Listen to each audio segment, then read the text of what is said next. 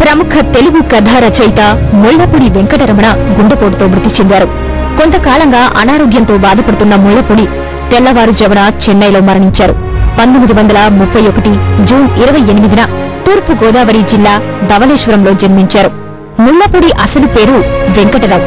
ప్రముఖ చిత్రకారుడైన బాపు కృషిలో సహచరుడైనందుకు వీరిని బాపు రమణ జంటగా పేర్కొంటారు. బాపు మొట్టమొదటి సినిమా సాక్షి నుంచి బంగారు పిచ్చుక, ముత్యాల ముగ్గు, గోరంత దీపం, మన ఊరి పాండవులు, రాజాధిరాజు, పెళ్లి పుస్తకం, మిస్టర్ పెళ్లాం, రాధాగోపాలం వంటి సినిమాలకు రచయితగా పనిచేశారు. ప్రస్తుతం శ్రీరామరాజ్యం సినిమాకు పనిచేస్తున్నారు.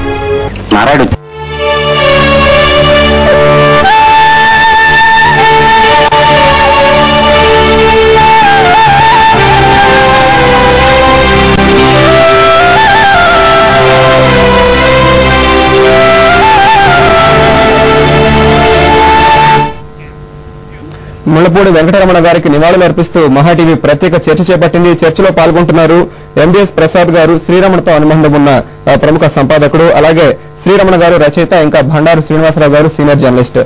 డిస్కషన్ కంటిన్యూ చేసే ముందు చిన్న బ్రేక్ తీసుకుందాం. Stay tuned. ప్రసాద్ గారు, మీరు రమణ గారు రాసిన కథలు చాలా వరకు కూడా అనువాదం చేశారు. సో ఎలా ఉన్నది మీ అనుబంధం ఆయనతోటి? అంటే అనువాదకర్తగా నేను ముందు ఆయనకి పరిచయం అయ్యాను.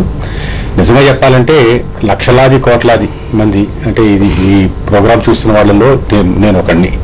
శ్రీరమణ గారి లాగా నేను ఆయనతో వర్క్ చేయలేదు, వారితో అసోసియేట్ అవ్వలేదు, ఏది లేదు. నేను ఒక అభిమాని అంతే. చిన్నప్పటి నుంచి ఆయన అభిమానిస్తూ వచ్చాను. అటువంటి వాడికి 1991లో 20 ఏళ్ల క్రితం ఒక అవకాశం చిక్కింది ఆయన దగ్గరికి వెళ్లేందుకు. ఒకసారి మద్రాసులో ఆయన్ని చూశాను. వెళ్ళి ఏమండి మీ ఇంటికి రావచ్చా అంటే మా ఆఫీసు రండి అన్నారు. కానీ నాకు భయం వేసింది, వెళ్ళి ఏం మాట్లాడతామని చెప్పని అని వెళ్ళలేదు. తర్వాత ఛాయలు అనే ఆయన ఒక కథని అనువాదం చేసి ఆయనకి పంపించినప్పుడు ఇంగ్లీష్లోకి అనువాదించాను. అది ఆయన చూసి చాలా ముచ్చటపడి పిలిపించేప్పుడు మాట్లాడారు. ఒక 2-3 గంటల పాటు ఆయన మాట్లాడారు నాతోటి. మాట్లాడిన తర్వాత అప్పుడు మాటల్లో ఆయన రాసిన అనేక రచనలు దొరకటం లేదని, అంటే కొన్ని పుస్తకాల్లో వచ్చాయి, చాలా భాగం పుస్తకాల్లో రాలేదు. అంటే కొన్ని ఆయన పేరుతో వచ్చాయి, కొన్ని ఆయనే మారు పేర్లు అనేకం పెట్టున్నారు. పత్రికలో పనిచేశారు కాబట్టి పేరు లేకుండా కూడా రాసేవారు. ఇవన్నీ కూడా మనం సేకరించాలి చెప్పి అనుకుని ఒక యజ్ఞంగా అది చేశాను. అది ఆయన మామూలుగా వేరే వాళ్ళు అయితే సంతోషిస్తారు, ఆయన వద్దండి, ఎందుకంటే మీకు ఈ శ్రమ వద్దు అని చెప్పనే మనిషి ఆయన. తర్వాత నేను సాహితీ సరస్వం మొత్తం 8 సంపుటాలు చేసినప్పుడు ఆయన నాకు ఇచ్చిన అవకాశం. ఎందుకంటే నేను ప్రొఫెసర్ని కాదు, విమర్శకుని కాదు, సమీక్షకుని కాదు, ఏదీ కాదు, ఒక అభిమాని అంతే. నాలో ఒక శ్రమ, శ్రద్ధ రెండు చూశారు ఆయన. చూసి చాలా అభిమానించి విశాలాంధ్ర వాళ్ళు పబ్లిష్ చేసినప్పుడు నేనే దానికంత సంకలనకర్తని, సంపాదకుడిని. తర్వాత ఆయన ఇచ్చిన కాంప్లిమెంట్స్ కానీ, అంతకుముందు 1995లో బాపు రమణ స్నేహానికి 50 ఏళ్ల స్నేహానికి గుర్తుగా బొమ్మ బొరుసు అని పుస్తకం వచ్చింది. శ్రీరమణ గారే దాన్ని ఎడిట్ చేశారు. దాంట్లో రమణ గారివి నేను సేకరించినవి అవి కొన్ని అందులో ఇంక్లూడ్ చేయడం జరిగింది. అప్పుడు నా కృషిని ఆయన మెచ్చుకుంటూ ఒక పేజీ పూర్తిగా రాశారండి. ధన్యవాదాలు అని చెప్పని. అసలు అంత మనం ఎప్పుడు ఎక్స్పెక్ట్ చేయం. ఎందుకంటే అంత మహానుభావుడు, మనం మళ్ళాటి వాళ్ళు వెళ్ళి చేయడం అంటే సహజంగా తీసుకోవచ్చు, బాగుందండి మంచిదే అనొచ్చు.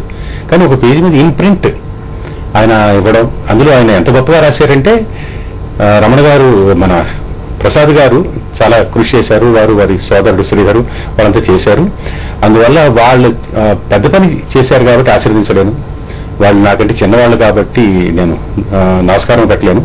అందువల్ల ఒక కాంప్రమైజ్గా ఆయన కానీ, ఆయన పిల్లలు కానీ, మనవాళ్ళు కానీ ఏదైనా మంచి పుస్తకాలు రాసినప్పుడు నేను ప్రూఫ్ రీడర్గా ఉండడానికి నేను సిద్ధపడుతున్నాను అని అంత గొప్ప కాంప్లిమెంట్. అంటే ఒక అభిమాని పట్ల ఒక గొప్ప రచయిత చూపించిన అవ్యాజమనే అనాలి, అనురాగం, వాత్సల్యం, అది త్రూఅవుట్ అది నడుస్తుందండి. అది ఆయనలో ఉన్న గొప్పతనం.